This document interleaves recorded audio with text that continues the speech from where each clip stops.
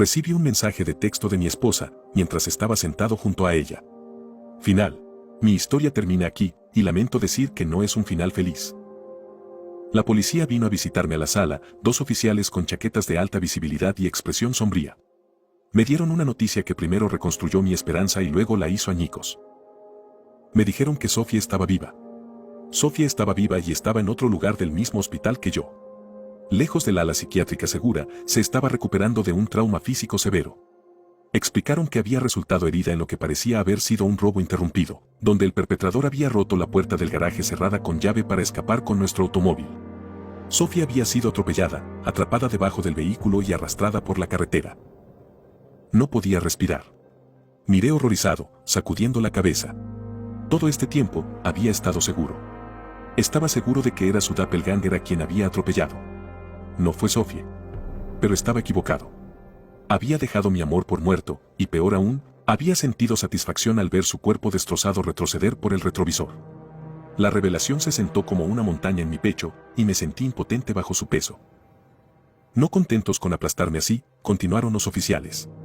Sofía fue hospitalizada en estado crítico con fracturas en ambos brazos, la muñeca, la pierna y la clavícula. Le habían roto 4 costillas, una de las cuales le había lacerado el hígado.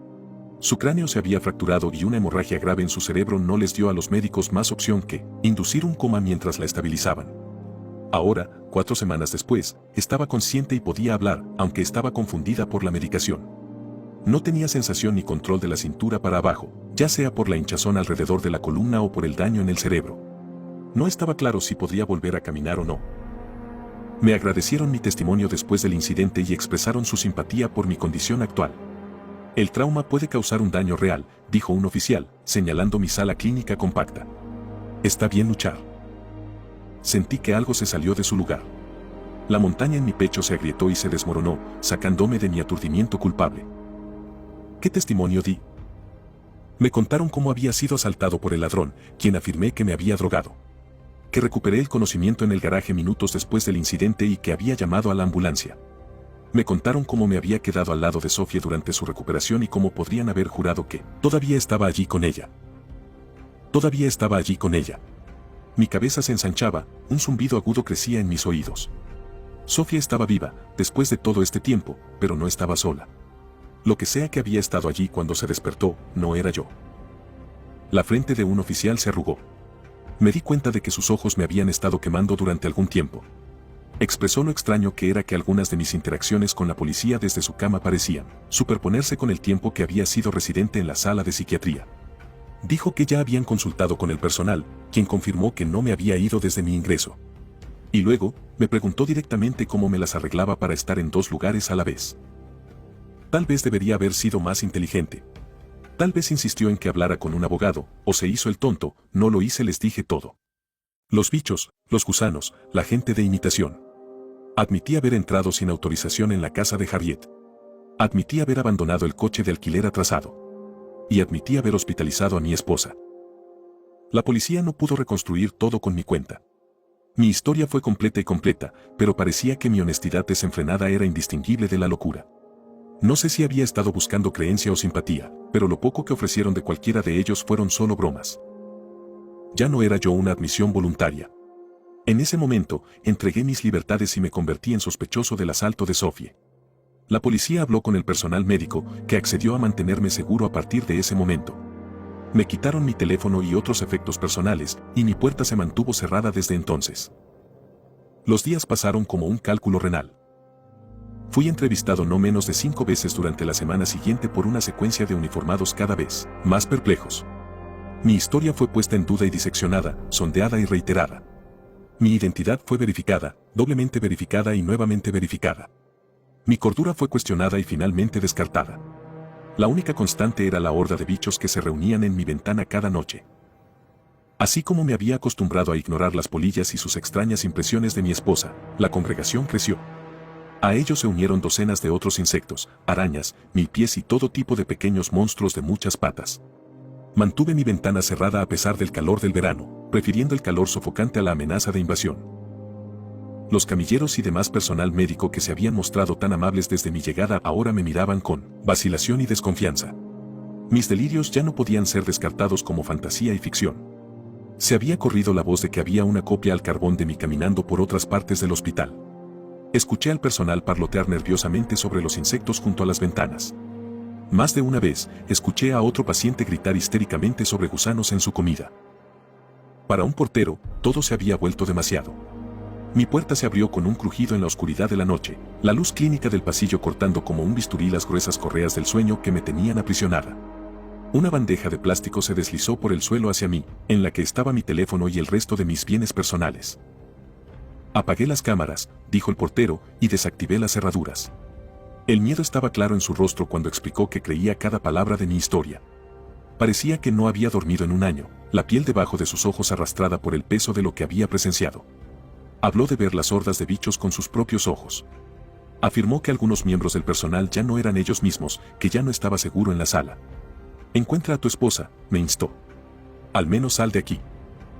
Como si necesitara algún estímulo. Salí del ala psiquiátrica segura tan rápido como me lo permitieron mis extremidades agobiadas por el sueño. Atravesé las puertas batientes y me arrastré por las escaleras en mi camino a la sala con mi esposa. Estas partes del hospital estaban tranquilas por la noche, excepto por el chirrido de mis suelas en los pisos pulidos. Sus ecos estridentes quedaron sin respuesta. 6 camas estaban en la sala. 5 estaban vacías, la sexta tenía las cortinas parcialmente corridas. Me acerqué para mirar alrededor de la tela. Aunque la cama estaba tenuemente iluminada por las pantallas de las máquinas y los dispositivos de monitoreo, reconocí a mi Sofía de inmediato. Dormía profundamente, su pecho subía y bajaba con suaves respiraciones. Un tubo descendió de su nariz, un goteo intravenoso condujo a su brazo. Su cabeza estaba vendada y sus mantas escondían escayolas. Sus anteojos estaban en la mesita de noche junto a una jarra de agua, reflejando la visualización de su pulso constante. Y sentado al lado de su cama, estaba yo. Levantó la cabeza de sus manos para mirarme, reflejando mi incredulidad cuando nuestras miradas se encontraron. Fue increíble. Su cabello despeinado era mío, sus ojos entrecerrados extraños. Sus labios se abrieron en mi propia expresión de sorpresa. Llevaba mi piel, y la llevaba tan bien como yo siempre.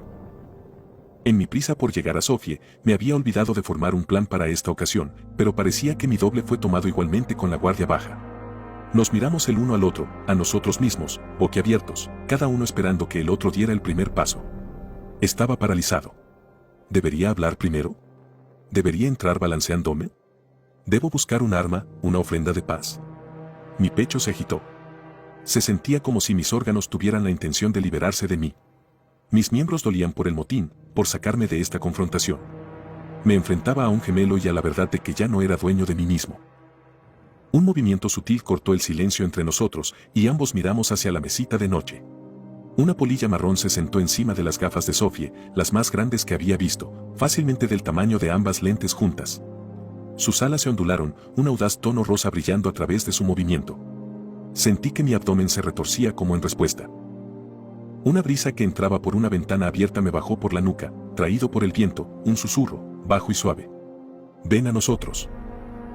La polilla mantuvo sus alas abiertas, su sustancia brillando en la luz tenue. Imágenes inundaron mi cabeza, recuerdos apenas la mitad de los míos. Vi a Sofía esa noche, su impostora, más bien. Vi los gusanos que ella me dio de comer. El agua que ella trató de hacerme beber, brillante y antinatural. Entonces yo estaba en el coche, encerrado en el garaje, con náuseas y apenas despierto. Estaba fuera de mí mismo, observando cómo entraba y salía de la conciencia, con la cabeza dando vueltas. El reemplazo de Sofía había puesto una nota en el parabrisas y se fue, pero no me di cuenta. Me vi vomitar, sentí el peso y la fuerza de mi estómago purgando su contenido en el espacio para los pies. Abrí la puerta y me desplomé fuera de ella, sobre el suelo del garaje. Mientras yacía allí desplomado, separado de mi perspectiva, mi atención fue atraída por una agitación en la piscina por los pedales. ¿Eran esos gusanos, retorciéndose en la bilis? No, eran más numerosos y variados. Había piernas, alas. El movimiento se hizo más violento, el charco se ondulaba y se expandía, convirtiéndose en espuma, una olla sin vigilancia que se dejaba hervir en exceso. Las formas dentro se convirtieron más claramente en ciempiés, arañas. Polillas cientos, miles. Esta unión espumosa de vómito e insectos se hinchó exponencialmente, empujándose hacia arriba para ocupar el asiento del conductor del auto. Tan pronto como había comenzado la agitación, la reacción se estabilizó, los productos se enfriaban y se unían. Una forma se hizo más clara. Una copia al carbón del cuerpo al lado del vehículo. A mí. El reemplazo vació los bolsillos del original, moviéndose lenta y deliberadamente. Se acomodó en el asiento del conductor, parpadeó e inhaló profundamente. Sus ojos se dispararon como si acabara de darse cuenta de su propio entorno, y luego la visión desapareció de mí. Mi conciencia volvió bruscamente a la hospital en un instante. La revelación me golpeó como una bala de cañón en el pecho. Todo el tiempo, Sofía había estado aquí, y yo, el verdadero yo, había estado a su lado mientras se recuperaba. Había creído que su compañero era la copia, la imitación hecha por un insecto, mientras que todo este tiempo había sido yo. Miré mis manos, mi piel se erizaba. Pude ver claramente las formas de arañas y escarabajos compitiendo por un lugar dentro de la carne fraudulenta. La polilla gigante se sentó en el borde de la jarra de agua, sus alas brillando en la penumbra. Partículas a la deriva como brillo de su aleteo, enlazando el agua. El líquido brillaba. Volvió a mí una imagen, una instantánea fija del enfrentamiento en la cocina con la falsa Sofía. Este brebaje ante mí era la bebida que había rechazado, y ahora entendía su significado. De alguna manera, esto fue una parte integral del proceso. Los gusanos y su incubación fueron solo los primeros pasos. Esta agua mezclada con purpurina, este cóctel de polvo de polilla era el punto de unión. Este era el vínculo con lo que fuera que controlaba el enjambre. Al rechazar la bebida, me había maldecido a mí mismo, un reemplazo nacido de insectos, con independencia. Ven a nosotros. Me comuniqué largamente con la polilla. Para mi sorpresa, estaba ansioso por evitar la violencia y abierto a la negociación. Me preguntaron qué se necesitaría para que yo bebiera el agua voluntariamente. Con aprensión, establecí mis términos. En primer lugar, se me permitiría terminar y publicar este relato con mis propias palabras. Era algo que necesitaba hacer, para darle a mi breve independencia un sentido de propósito y finalización, y le aseguré a la mente colmena que esta historia sería lo suficientemente increíble como para demostrar que no representaba una amenaza existencial para su expansión. En segundo lugar, me aseguré de que tanto Sofía como su verdadero esposo salieran ilesos y se les concediera un paso seguro de las garras de este creciente fenómeno. Me dijeron que se arreglaría un traslado a otro hospital y que se les darían los fondos y recursos necesarios para comenzar una nueva vida juntos. Si estás leyendo esto, Sofía, espero que las imitaciones se hayan mantenido fieles a su palabra y que estés a salvo. No sé hasta dónde llega esta mente colmena o hasta dónde ha crecido su influencia.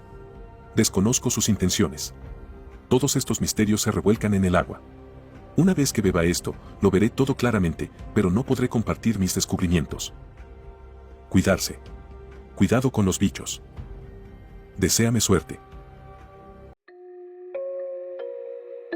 Espero que el video te haya gustado, y de ser así, no olvides dejar tu like y suscribirte. Te ha hablado el Solo, y esto ha sido El Abismo. Buenas noches.